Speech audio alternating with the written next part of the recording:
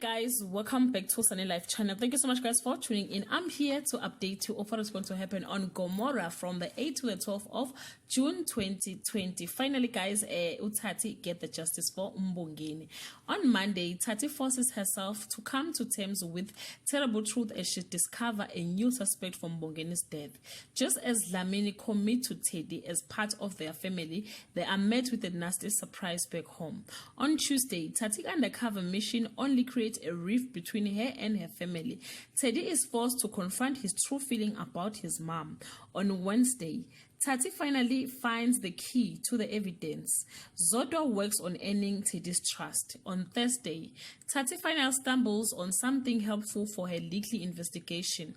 Zodwa's first day at work is hard, but Teddy sees his mom in a new light. On Friday, Santo gets blindsided by her daughter, and Thathi finally gets justice from Mbongeni. All demons come back to haunt Zodwa, devastating Teddy all over again. Guys, I think Mazet will be arrested this time.